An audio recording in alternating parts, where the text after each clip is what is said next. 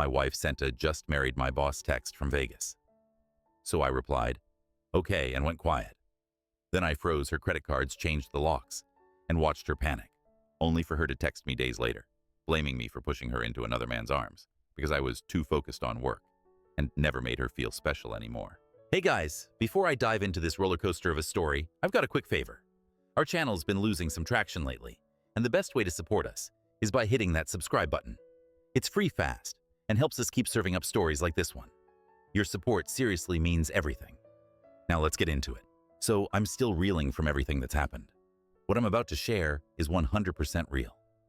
I've got all the receipts to back it up. This isn't just a story. It's the wildest chapter of my life. And somehow, I lived through it. Let me lay the groundwork for you. I'm 32, a mechanical engineer at a manufacturing plant, pulling in around $78K a year. Not rolling in dough, but I've done all right. Bought my house at 27, paid off my Toyota Tacoma. And thanks to my dad's lessons, I've always lived by the rule, save first, spend second. Then came Jessica. I met her at my buddy Mike's barbecue about 3 years ago. She was 29, working as a customer service rep at an insurance office downtown, probably making around 28K. But looks total knockout. She had this long dark hair, always dressed like she walked out of a fashion shoot, makeup on point, just completely out of my league. I was hooked from the jump, but hindsight's 20/20, right? Red flags were popping from day one, and I just ignored them. Our first real date. She forgot her purse. I footed the $95 bill at a fancy steakhouse. She went all in with the priciest steak and appetizer, dessert, the whole spread. When I gently brought it up later, she hit me with, "A real man always takes care of his woman," and laughed like it was cute. That should have been my cue to run, but 29-year-old me wasn't thinking with his brain, if you catch my drift. Dating her was expensive. Every night out had to be fancy, and she needed new outfits for each occasion. I was buying flowers just because, covering her gas when she drove to see me, and somehow dropping $300, $400 a month on her. My friends were all calling me whipped, but I thought I was just being a good boyfriend. Fast forward 20 months, and we're getting married. That wedding, $19,500. Every time we discussed the budget, she found a way to bump it up. Flowers jumped from $800 to $1, $200. The DJ went from basic to premium. And when I suggested we cut back tears, "Don't you want me to be happy? This is every girl's dream." Classic manipulation. I paid for everything, even her Waller 600 dress that she wore for literally 4 hours. Then after the wedding, she quits her job. Said the 25-minute commute was too stressful, and she wanted to be a proper wife and maybe start a family. Sounded sweet in theory, until I realized she wasn't doing a thing at home. No cooking, no cleaning, takeout 4 to 5 times a week, laundry. Forget it. I'd come home to the same mess I left and spend my weekends scrubbing, sorting, and wondering what the hell I'd signed up for. What was she doing all day? Getting her nails done every other week, $60 a pop, shopping online, brunching at overpriced cafes with her equally entitled friends, and binge-watching Netflix. Our expenses went from $2, $800 when I was single to $4, $200 a month as a married couple. I was grinding 50-plus hour weeks just to fund her princess fantasy. 10 months ago, she finally got another job, this time at Pinnacle Marketing. $35K salary. Nothing major, but it meant she was doing something again. Her new boss, Trevor, 36, drove a leased Mercedes. Thought he was some corporate hotshot. She wouldn't shut up about the guy. Trevor says the market's shifting. Trevor believes I have potential. Trevor invited the team to a networking event. At first, I thought she just admired him professionally. Yeah, I was that naive. Suddenly, she's working late all the time, going to team building stuff constantly. New clothes, hitting the gym like it was her religion, this, from the same woman who once called exercise torture. Then came the hairstyle switch-up. I remember telling her she looked great, and she said, "I'm just investing in myself now. Growing." I actually thought she was becoming more confident and independent. In reality, she was gearing up to upgrade. So then comes Tuesday, March 19th. Jessica told me she'd be away at some leadership retreat in Atlantic City. She'd been hyping it for weeks, new wardrobe, spray tan, highlighted hair, the works. It was a career opportunity, she said. Sunday night, I helped her pack. It felt like prepping for a honeymoon. Fancy dresses, new lingerie, her best jewelry. I even joked, "You sure you're not eloping?" She laughed and said, "You never know who you'll meet," and gave me a wink. I should have known. Tuesday night around 2:45 a.m. I'm half asleep when my phone buzzes. It's a text from Jessica with an image. I figure she's just letting me know she arrived okay. I open it, and my world implodes. It's a picture of her and Trevor, standing outside some gaudy chapel in Atlantic City. Chapel of Love, I think it was called. They're grinning like they just won the Powerball, holding up marriage certificates. She's wearing that white sundress I got her for her birthday. He's in a wrinkled button-down that looks like he picked it off the floor. The message: just married Trevor, been screwing him for 6 months. You're pathetic. Your boring ass made this too easy. Enjoy being alone forever. I stared at it for half an hour. My brain couldn't make sense of it. 6 months. She'd been cheating for half a year. While I was working overtime to support her, suddenly, everything made sense. The late nights, the phone she never let out of her sight, the sudden interest in gym memberships and new lingerie. I thought it was for me. Nope. I felt sick. Like I'd been kicked in the chest by a horse. 3 years. Nearly $25K on a wedding. Thousands more supporting her during unemployment. And she was out there building a new life behind my back. I finally managed to type a single word. Good. And then I went to war. By 3:30 a.m., I was wide awake and wide done. Jessica had no clue how badly she just screwed herself. See, she always treated anything related to finances like it was beneath her. She'd hand me bills with an eye roll and say, handle the boring stuff like money just magically handled itself. Everything was in my name. The house, the bank accounts, the cars, even the credit cards she used. Just authorized user cards I opened for her convenience. She never wanted to deal with the boring money stuff. That was her fatal mistake. I got to work. First, I canceled every credit card she had. 4 of them, all done. Next, I changed every single password to every single account. She was locked out of everything. Then I removed her as an authorized user on all my financial platforms, moved $200 from our joint account into my personal savings, and took screenshots of every document and balance just in case. I wasn't just reacting, I was building a fortress. By 4:20 a.m., a locksmith named Roy Guy looked like he'd fought in 3 wars and won them all, pulled into my driveway in a beat-up truck. When I explained the situation, he just grunted. 3rd cheating wife this month, son? They never think ahead. By 5:45, I had new deadbolts, a changed garage code, and her key fob deactivated. While Roy worked, I kept digging. Found receipts in her emails and wallet. Turns out she'd been using our grocery budget to buy gifts for Trevor. $400, watches, cologne, dress shirts, all on my dime. She was financing her affair with my hard-earned money, and I slept like a baby. By 8:45 a.m., I woke up to someone pounding on my front door, like they were trying to break it down. I peeked through the peephole. 2 cops. Both looked irritated, probably because they'd been dragged into drama before their second coffee. Sir, we've received multiple calls regarding a domestic dispute, the older one said. Your wife claims you've locked her out of her residence and stolen her property. I didn't miss a beat. Officers. She's not my wife anymore. She married another man 6 hours ago. I showed them the text message and the wedding photo from Atlantic City. The younger cop tried not to laugh. The older one just raised his eyebrows so far, they almost left his face. She's also accusing you of financial abuse and theft, the older one added. I handed over the folder I'd prepped. Here's the deed. I bought this house in 2019, 2 years before we even met. Here are the credit card statements showing she was just an authorized user. Here's documentation for the bank accounts, all in my name. I haven't touched any of her belongings, and I've never laid a hand on her. They verified the timestamp on the marriage text, 2:47 a.m., and the photo was obviously taken that night. One of them radioed in, "Ma'am, this appears to be a civil matter. You'll need to resolve this through attorneys. We cannot compel someone to provide access to property if you've legally married another individual." In the background, I could hear Jessica screaming through the officer's radio. Something about abuse theft, how I had to let her back in, and that I was ruining her life. They asked if I planned to damage any of her property. I said no, that everything would be packed up and ready for pickup. They left. Standard warning about keeping things civil. As soon as their cruiser pulled away, I got to work packing her stuff. It was oddly satisfying. Designer clothes I paid for boxed, jewelry bagged, books, candles, spa crap, and whatever else she'd hoarded over 3 years, all organized and stacked neatly in the garage. Around 1:30 p.m., Jessica showed up with her entourage. Trevor, looking like he wanted to disappear. Her mom, Patricia, the Queen of Judgment, and her sister, Amanda. Basically, Jessica, but meaner. Trevor's leased Mercedes was in my driveway, parked like a flex, but the guy behind the wheel looked like he was doing math in his head and losing. Patricia naturally went straight for the attack. You can't just lock her out of her own home. This is illegal. We're calling the police again. I kept calm. Feel free. They already came this morning. Said it's a civil issue since your daughter married someone else. Amanda pointed a finger at me like I was a war criminal. This is financial abuse. You can't just cut off her money and leave her stranded. It was never her money, I said, pulling out my folder. Everything was in my name. Want to see the paperwork? That's when I hit Trevor with the nuke. Oh, and I'll be forwarding your wedding photos to HR at Pinnacle Marketing tomorrow. I'm sure they'll be interested to know their supervisor married an employee. Trevor's face drained of color. You wouldn't do that. Watch me. I'd done my research. Pinnacle had a very clear anti-fraternization policy. Romantic relationships between employees and supervisors. Grounds for immediate termination. Jessica full-blown meltdown.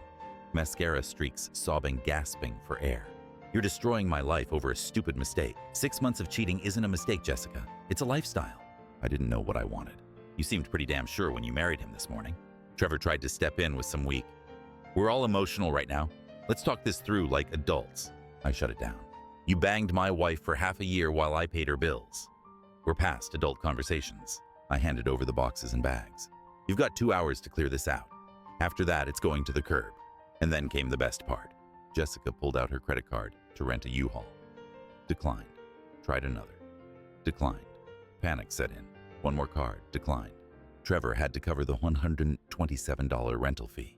I watched the horror grow in his eyes as he calculated the financial pit he'd just leapt into head first. As they loaded the truck, Patricia kept yelling about lawsuits, Amanda kept calling me a monster, and Jessica kept crying for us to talk it through. But all I saw was Trevor realizing this wasn't a fantasy anymore, it was his new life. A broke, emotionally unstable wife, no job, no credit, and bills he couldn't afford. And the cherry on top. 2 days later, my lawyer called. Your wife wants an annulment, he said, chuckling. She claims she was emotionally manipulated into the Atlantic City wedding, and now wants half your house because technically, you were still married. I laughed for the first time in days. She sent you a photo confessing to adultery and bigamy, he added. This is going to be the easiest win of my entire career. And just when I thought it couldn't get any juicier, he said, by the way, Trevor's drowning in debt. Lives paycheck to paycheck. Maxed out credit cards. He's been bragging to coworkers about his rich girlfriend and his upgraded lifestyle. Turns out Trevor thought Jessica had money because she spent so much. Had no idea she was blowing my money, not hers. Oh, and that secret savings account. My IT buddy Steve pulled data from her old phone. When she upgraded the store, botched the transfer, and left everything on the old device. Those texts, they broke me. Jessica. He's so fucking clueless, LOL. Pays for everything while I plan my escape. Trevor. When are you leaving him? Jessica, soon. Been skimming from the grocery budget into my account. Almost have enough for our fresh start. She stole over $8,000 from our household expenses, $200 to $300 a week, under the guise of groceries. Actual receipts, $85 to $120 a week. She was stealing cash right out from under me while planning her perfect exit with Trevor, and that, folks, was only the halfway point. After uncovering the texts and the secret savings account, I did what anyone in my shoes would do. I blew it all wide open. I posted the screenshots with numbers blurred on Facebook. No extra commentary, just cold, hard proof. It didn't take long before Jessica's victim narrative completely crumbled. Of course, she didn't go down quietly. Instead of owning up, she went nuclear. Full social media smear campaign, claims of financial abuse, manipulation, emotional trauma. Her mom and sister went all in, reposting every dramatic post and tagging mutual friends to spread the word. And at first, some folks actually believed it. That is until they saw the texts. The one where she said, "Can't wait to see the look on his stupid face when I take him for everything he's worth." Yeah, that one turned the tide real fast. But Jessica didn't stop. She had her dad call my boss, claiming I was stalking her and needed to be fired for being a threat to women. My supervisor, Jim Guy, already knew the whole story, small town fast gossip. He politely told her dad that if he didn't stop, he'd be facing harassment charges.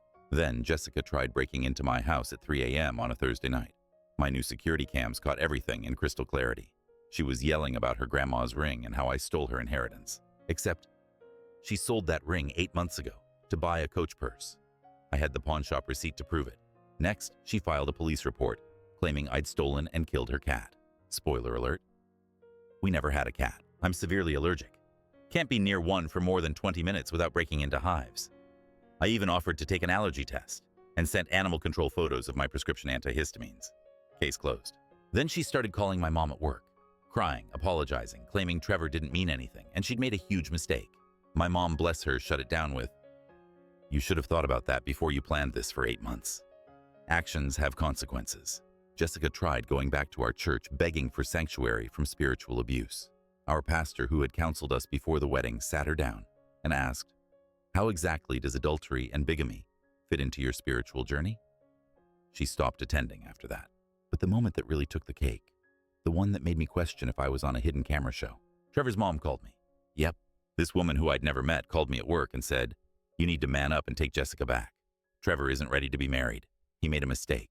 You need to help clean this up." I nearly dropped my phone. "Are you seriously asking me to take back the woman who cheated on me for 6 months and married your son so he doesn't have to deal with the consequences?" Well, when you put it like that, it sounds selfish. Marriage is about forgiveness. Maybe you weren't meeting her emotional needs. Click. Blocked. Then came the handwritten letter. 7 pages. Delivered by her sister. Jessica poured her heart out, or tried to anyway. Claimed everything was my fault. Said I worked too much, didn't plan enough romantic surprises, didn't fight for us when she started pulling away. You know, while she was sleeping with her boss. She ended the letter by demanding that I pay for marriage counseling so we could rebuild the trust. I showed the letter to Robert, my lawyer. He laughed out loud. Said it was the most delusional thing he'd read in 20 years. The court date came. Thursday morning. I showed up in a navy suit. Jessica walked into divorce court wearing a white dress. Not off-white, not cream. Bright, glaring wedding dress white. Even the court reporter did a double take. Her lawyer, fresh out of law school. Kid looked like he still had his graduation tassel in his pocket. Kept flipping through papers like he was searching for a lifeline. Judge Martinez called the case. Jessica's lawyer stood and launched into a fantasy. Your Honor. My client was under severe emotional distress. She was manipulated by her supervisor, Mr. Trevor Davidson, and coerced into marrying him. She was not of sound mind. The judge raised an eyebrow. Are you saying she was forced to cheat for 6 months? Well, no, but the environment led to poor decisions. Then Robert stood up grinning like a kid on Christmas morning and handed over the thickest folder you've ever seen. Your Honor. This folder contains 8 months of recovered text messages, bank statements, and social media posts. It paints a clear picture. The defendant systematically planned her affair while stealing funds from the marital household. The judge flipped through the folder for 10 minutes. We all sat in silence. Then he looked up. Mrs. Davidson, or are you going by your maiden name again? Jessica looked like a deer in headlights. Did you send a text saying, quote, "Can't wait to see the look on his stupid face when I take him for everything he's worth"? Jessica. That was taken out of context. Judge. What context makes that okay? Silence. Did you open a secret bank account and divert household funds under the guise of buying groceries? More silence. Did you use joint finances to purchase gifts for your extramarital partner? Jessica started crying. Couldn't even get words out. Judge Martinez shook his head. I've seen some nasty divorces, but this level of premeditated deceit, remarkable. Divorce granted. Jessica got her clothes, her toiletries, and her 2020 Honda Civic, which still had $11,000 left on the loan. That's it. But here's the beautiful part. Since I had paid for her $200 marketing certification and funded her career development, the court ruled she owed me spousal support. 6 months, $350 a month. The look on her face, priceless. Outside the courthouse, Patricia screamed that I was stealing from her baby. Amanda tried to throw her Starbucks at me, missed, and hit a random guy walking by, who immediately started yelling about assault. Trevor wasn't even there. Apparently his mom came instead, and she and Patricia got into a shouting match about who ruined whose son's life. Jessica, complete meltdown. In the courthouse parking lot, crying, screaming, hyperventilating. This isn't how it was supposed to go. You ruined everything. Her sister tried to console her, said she could stay at her place until she figured things out. Jessica looked her dead in the eye and snapped, I'm not living in your sheath-hole apartment that smells like cat litter and failure. Even Amanda looked stunned. Fast forward 6 months, and the karma gods weren't done yet. Trevor got fired from Pinnacle Marketing 1 week after I sent HR the wedding photos. Turns out my complaint led to an internal investigation. He'd been sleeping with multiple subordinates over the years. Jessica terminated too. Official reason, creating a hostile work environment. Real reason, no one wanted to work with the woman who got the popular manager fired. She burned through her secret savings in 6 weeks, trying to keep up appearances.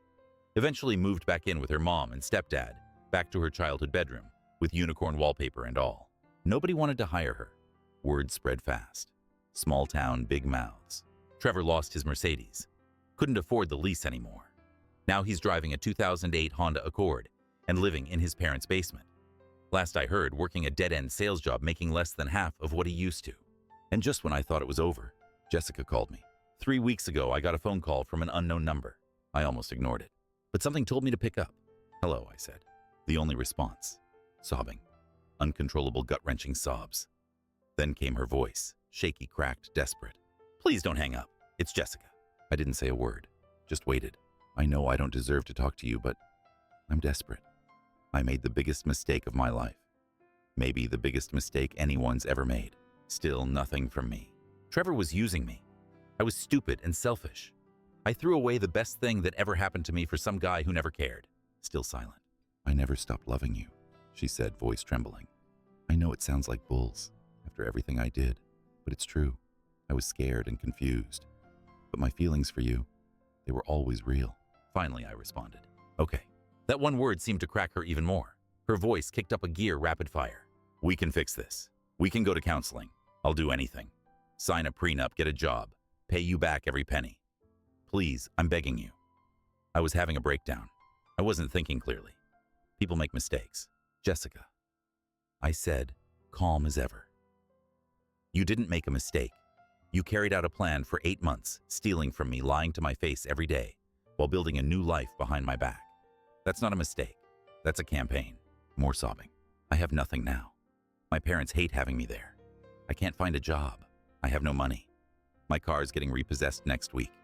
Nobody will talk to me. Sounds like consequences, I replied. You can't just abandon me like this. I'm falling apart.